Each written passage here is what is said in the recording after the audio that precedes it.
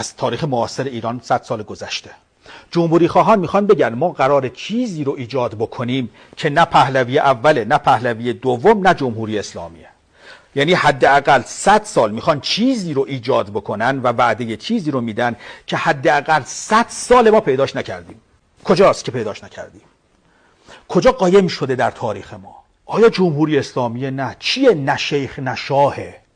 چیه که تو دست توه ولی ما 100 سال هر کاری کردیم پیداش نکردیم، مشروطه کردیم پیداش نکردیم، 1304 رو داشتیم از نظر تو پیداش نکردیم، جنگ جهانی رو از سر گذروندیم از نظر تو پیداش نکردیم، شهریور 1320 رو داشتیم پیداش نکردیم، 1332 رو تجربه کردیم پیداش نکردیم، 57 رو تجربه کردیم پیداش نکردیم، اعدام های دهه 60 تجربه شد پیدا نشد، 8 سال جنگ بود بعدش پیدا نشد، دولت‌های متفاوت اومدن پیدا نشد، اصلاح طلبها اومدن نشد، 88 نشد، در 96 نشد، در 98 نشد، در 1401 نشد، در 1404 هم نشد. اون چیه که دست توه؟ اینها میخوان جامعه اینا رو بدل به آزمایشگاه تاریخی بکنن. این جامعه دیگه تاب و توانش رو نداره.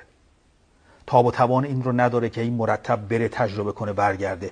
یک جایی بلوغ انسانی یعنی همین، یک جایی که تو بیراهه رفتی و بر میگردی، دور میزنی بر میگردی، نمیخواد راه بسازی.